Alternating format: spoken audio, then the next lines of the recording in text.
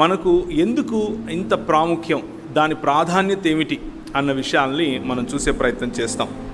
ఆ చూసే క్రమంలో మనకు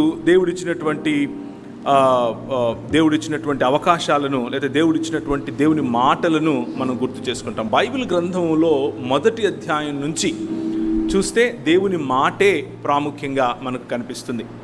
బైబిల్ గ్రంథంలో ఆదికాండం మొదటి అధ్యాయంలో దేవుడు పలకటం, ఆ పలికినటువంటి దాన్ని, ఆ మాటను ఆధారం చేసుకునే సృష్టి క్రమం అంతా ఉద్భవించటం మనం చూస్తాం. సృష్టి క్రమాన్ని ఉద్భవింపజేసినటువంటి దేవుని మాట, సృష్టి క్రమాన్ని తన మాట చేత నిర్మించినటువంటి దేవుని యొక్క వాక్యమును గురించి మనం తెలుసుకోబోతున్నాం. దాని యొక్క ప్రాధాన్యతను మనం తెలుసుకోబోతున్నాం. ప్రభు అయిన యేసుక్రీస్తు ఈ లోకంలోనికి మానవుడిగా, మీలాగా నాలాగా రక్తమాంసములు కలిగినటువంటి దేవుని స్వరూపము మరియు పోలిక చొప్పున ఉన్నటువంటి మానవులను ప్రేమించి వారి వలె మానవత్వమును ధరించుకుని మన మధ్యకు వచ్చినటువంటి కృపాసత్య సంపూర్ణుడు ఒకసారి ఆయన పరిచర్యకు సిద్ధపడిన తర్వాత, ఉపవాసం ఉండి పరిచర్యలో పరిశుద్ధాత్ముని చేత అభిషేకింపబడి, పరిశుద్ధాత్ముని చేత నడిపింపబడి అరణ్యములో 40 దినాలు ఉన్న సమయంలో, ఆ 40 దినాలు సాతాను ప్రభువును శోధించినప్పుడు 3 ప్రశ్నలను, లేదా సారాంశ రూపంగా చెప్పినటువంటి, అంటే ఆ 3 మాటలు మాట్లాడేసి వెళ్ళిపోయింది అని కాదు, ఆ 40 దినాలు ఆ సారాంశము 3 మాటల్లో మార్కు సువార్త అలాంటి సువార్థికులు రాయటం మనం చూస్తాం. ఆ సువార్థికులు రాసినటువంటి మాటల్లో 3 ముఖ్యమైనటువంటి అంశాలు మనకు కనిపిస్తాయి. ఒకటి భోజనానికి సంబంధించినటువంటిది, రెండవది ఆరాధనకు సంబంధించినటువంటిది, మూడవది అధికారానికి సంబంధించినటువంటిది. ఆ 3 ప్రశ్నలను కూడా, ఏ 3 ప్రశ్నలైతే ఆదాము దేవుని వాక్కును విని ప్రతి సాయంకాలము ప్రతి సంధిపూట ప్రభు అయిన యేసుక్రీస్తు ఆయనతో మాట్లాడటానికి ఏదేను తోటలో వచ్చినప్పుడు ఆయన విన్నటువంటి మాటలను గుర్తుంచుకొని, ఆ మాటల ద్వారా తనను పాలించేటటువంటి తన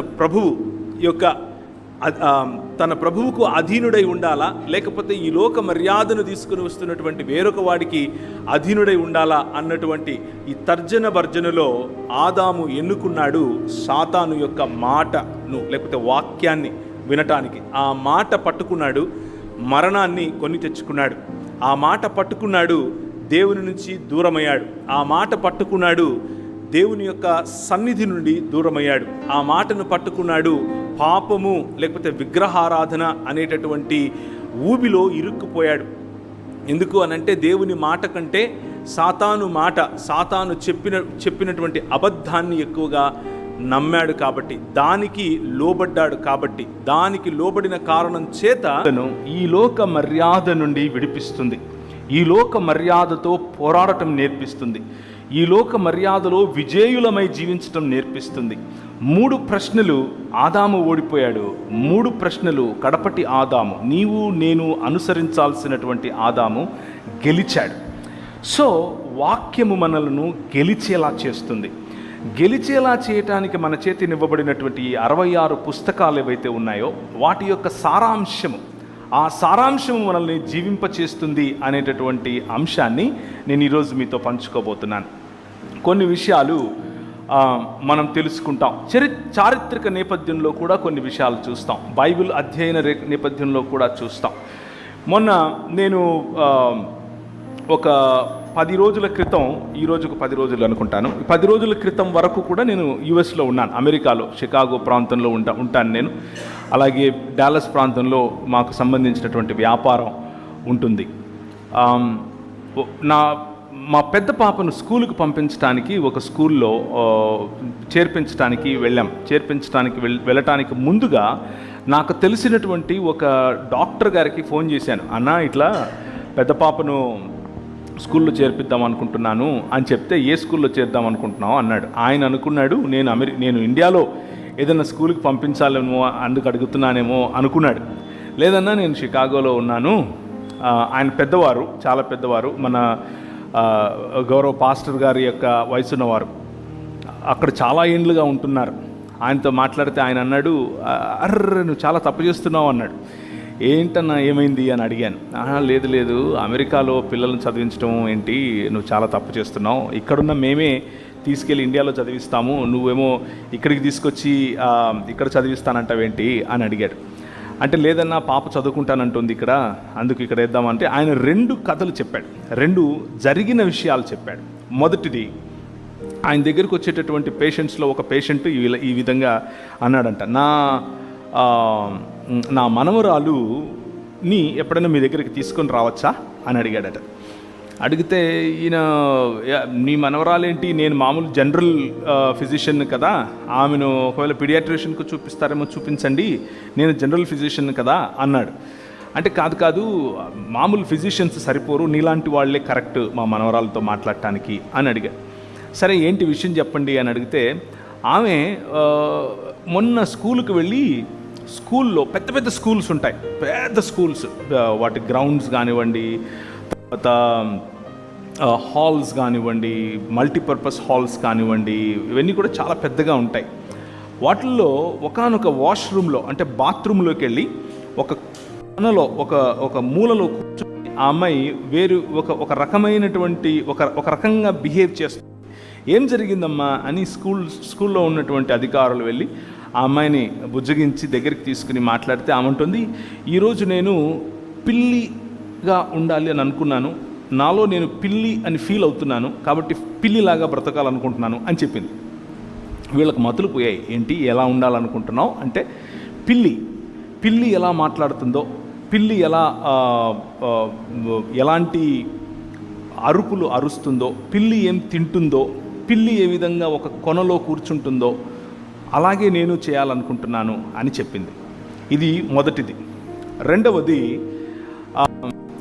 అదే దేశంలోనే ఇద్దరు కవల పిల్లలు కూడా స్కూల్కి వెళ్ళారు. ఇద్దరు మగపిల్లలైనటువంటి ఇద్దరు కూడా స్కూల్కి వెళ్ళిన తర్వాత వాళ్ళ స్కూల్లో కొన్ని పాఠాలు చెప్పారు. వాళ్ళ స్కూల్లో చెప్పినటువంటి పాఠాలు అక్కడ ఏం నేర్పిస్తారు అని అంటే, మీరు ఏది ఫీల్ అవుతే అదే మీరు, అంటే మీరు మీ మనసులో మీకు ఏదని అనిపిస్తుందో, మీరు ఏమై ఉన్నారు అని మీ మనసు మీకు చెప్తుందో మీరు అదే అని నేర్పిస్తారు. ఆ నేర్పించినటువంటి నేర్చుకున్న తర్వాత ఇద్దరు పిల్లలు ఒక 10 రోజులు 15 రోజుల తర్వాత, అంటే వాళ్ళు మిడిల్ స్కూల్కి వెళ్ళారు. 4వ తరగతి తర్వాత వచ్చే 6వ తరగతి నుంచి వచ్చే మిడిల్ స్కూల్, 7వ తరగతికి వచ్చే వరకు ఆ కవల పిల్లల్లో ఒక అబ్బాయి ఆడపిల్లల్లాగా బట్టలు వేసుకోవటం మొదలుపెట్టాడు. ఏంట్రా ఆడపిల్లల్లాగా బట్టలు వేసుకుంటున్నావు ఈరోజు అని వాళ్ళ అమ్మ అడిగితే, లిప్స్టిక్ పెట్టుకుంటూ కొంచెం జ్యువెలరీ లాగా పెట్టుకుంటూ అన్నాడట, నేను ఈరోజు ఆడపిల్లని అవ్వాలనుకుంటున్నాను, ఆడపిల్లల వాష్రూమ్కి వెళ్ళాలనుకుంటున్నాను, ఆడపిల్లల బాత్రూంలో ఉండాలనుకుంటున్నాను, నాలో ఆడపిల్లల లాంటి ఫీలింగ్స్ ఉన్నాయి అని చెప్పుకొచ్చాడు. ఎందుకు ఈ 2 కథలు చెప్పాను, లేకపోతే ఇవి జరిగినటువంటి ఘటనలు ఆ డాక్టర్ గారు నాకు స్వయంగా చెప్పినటువంటి మాటలు ఎందుకు అనంటే, మనం వినే మాటలు, మనకు చెప్పే సంగతులు, అవి మన మనసుల్లో నాటుకుని పోతాయి. అవి మన బిహేవియర్ పైన ప్రభావం చూపిస్తాయి. మనం ఎలాంటి బట్టలు వేసుకుంటాం, ఎలాంటి కోరికలు కలిగి ఉంటాం, ఎలాంటి ఆలోచనలు చేస్తాం, ఎలాంటివి చదువుతాం, ఎలాంటి సంబంధాల్లో ఉంటాం అన్నది మనం వినే మాటలను, వాటిపైన మనం ఉంచే నమ్మకము డిసైడ్ చేస్తుంది. సో మాట అన్నది, వాక్యము అన్నది వినటానికి ఒక మాటేగా అనుకుంటాం, కానీ ఆ మాట మన పైన చాలా బలమైనటువంటి పని చేస్తుంది. ఆ బలమైనటువంటి పని మనల్ని కూల్చేదిగా అయినా ఉంటుంది, లేకపోతే నిర్మించేదిగా అయినా ఉంటుంది. మనం కూల్చబడటానికి, నిర్మించబడటానికి రెండిటికీ కూడా మాట ముఖ్యంగా ఆధారం అవుతుంది. దేవుని వాక్యం చెప్తుంది యాకోబు గ్రంథంలో, నీ నోటి నాలుకను అదుపులో ఉంచుకో అని చెప్తుంది. నీ నాలుకను అదుపులో ఎందుకు ఉంచుకోవాలి అని అంటే, అది వైల్డ్ ఫైర్ లాంటిది, అది అగ్ని లాంటిది. మనుషులను చిన్నాభిన్నం చేస్తుంది, సంబంధాలను చిన్నాభిన్నం చేస్తుంది. ఒక మనిషిని మనిషిగా కాకుండా పశువుగా తీర్చిదిద్దగలిగినటువంటి శక్తి నాలుకకు ఉంటుంది. రాళ్లను కరిగించే శక్తి ఉంటుంది. ఒకసారి నేను ఒక చిన్న ఎక్స్పెరిమెంట్ చేశాను. మా ఇంట్లో ఒక వ్యక్తికి చెప్పటం కోసం, ఆమె మాటలు ఎంత డేంజరస్ ఉంటాయి అని చెప్పటం కోసం ఒక చిన్న మొక్క తులసి మొక్క పెట్టుకుంటారు కదా ఇంట్లో, అలాంటిది తీసుకుని వచ్చి మా ఇంట్లో బాల్కనీలో పెట్టాను. బాల్కనీలో పెట్టి ప్రతిరోజు దానికి నీళ్లు పోసే సమయంలో దాన్ని తిట్టమని చెప్పాను. జాగ్రత్తగా వినండి. దానికి నెగిటివ్ మాటలు, దాన్ని తిడుతూ నెగిటివ్గా మాట్లాడుతూ ఉండమని చెప్పాను. అలా చేశారు. ఎప్పుడూ ఎలా మిగిలిన మొక్కలకు నీళ్ళు ఎలా పోస్తారో దానికి అలాగే పోశారు. మిగిలిన మొక్కల దగ్గర కోడిగుడ్లు లేకపోతే ఇలాంటి ప్రోటీన్ రావడానికి ఏదైతే పెడతారో అవే దానికి పెట్టారు. కానీ చూసిన ప్రతిసారి తిడుతూ, చీదరించుకుంటూ, దుర్భాషలాడుతూ, నెగిటివ్గా మాట్లాడుతూ ఆ చెట్టుకు చేశారు. 1 నెలన్నర తరువాత అది చచ్చిపోయింది. నెలన్నర తరువాత ఆ మొక్క చచ్చిపోయింది. సో ఎందుకు ఈ మాటలు చెప్తున్నాను అనంటే, మాట అన్నది అంత స్ట్రాంగ్, అంత బలమైంది. ఆ బలమైన మాట మన హృదయాలను నిర్మించగలదు, లేకపోతే మన హృదయాలను నిర్వీర్యం కూడా చేయగలదు. దేవుని మాట నిర్మించే మాట, దేవుని మాట కలుగజేసే మాట, దేవుని మాట కట్టే మాట, దేవుని మాట ఈ లోక మర్యాదను కూలుస్తుంది, ఈ లోకంలో మంచిని నిర్మిస్తుంది.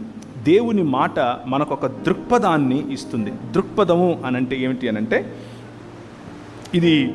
ఇవి కంటి అద్దాలు. ఇలా పెట్టుకున్నప్పుడు దీని ద్వారానే నేను మిమ్మల్ని అందరినీ చూడగలుగుతున్నాను. ఇది పెట్టుకుంటే నాకు బాగా కనిపిస్తాయి, చదవగలుగుతాను. కానీ ఇవి పెట్టుకుంటే మీరు బాగా కనిపించరు. ఇవి తీసేస్తే మీరు బాగా కనిపిస్తారు, కానీ అద్దాలు సరిగ్గా కనిపించవు. దీన్ని గుడ్డితనానికి మొదటి మెట్టు అంటారు, రైట్? నేను ఆ మొదటి మెట్టు ఎక్కేసాను ఆల్రెడీ. సో ఎందుకు ఈ మాట చెప్తున్నానంటే, ఇవే కంటి అద్దాలు నలుపు రంగులో ఉంటే అంతా నల్లగా కనిపిస్తుంది. ఇవే అద్దాలు ఎరుపు రంగులో ఉంటే అంతా ఎరుపు రంగులోనే ఉంటాయి. మనకున్న సామెతను గుర్తు చేసుకుంటే, కామెర్లు ఉన్నవాడికి లోకమంతా పచ్చగానే కనిపిస్తుంది. దృక్పథము అంటే కంటెద్దాలతో సమానం. ఈ దేవుని వాక్యము మనకు దృక్పథంలా పనిచేస్తుంది. ఈ ప్రపంచాన్ని చూడటానికి ఒక ఫ్రేమ్ వర్క్ ఇస్తుంది. ఈ ప్రపంచాన్ని అర్థం చేసుకోవటానికి ఒక మంచి కంటి అద్దాల్లాగా పనిచేస్తుంది. పురుషుణ్ణి పురుషునిగా చెబుతుంది, స్త్రీలను స్త్రీలుగా చెబుతుంది. పురుషుణ్ణి ఎలా గౌరవించాలో నేర్పిస్తుంది, స్త్రీని ఎలా గౌరవించాలో నేర్పిస్తుంది. స్త్రీ పురుషులకు ఉన్నటువంటి వైవిధ్యత లేదా వివిధత, అలాగే స్త్రీ పురుషులు దేవుని స్వరూపము మరియు పోలిక చొప్పున చేయబడినటువంటి దేవుని పోలికలో ఉన్నటువంటి మనుష్యులుగా చెబుతుంది. ఈ లోకం నేర్పించేటటువంటి ఆలోచనలకు భిన్నంగా దేవుడు తన విలువలను ఈ వాక్యము ద్వారా మనకు నేర్పిస్తాడు.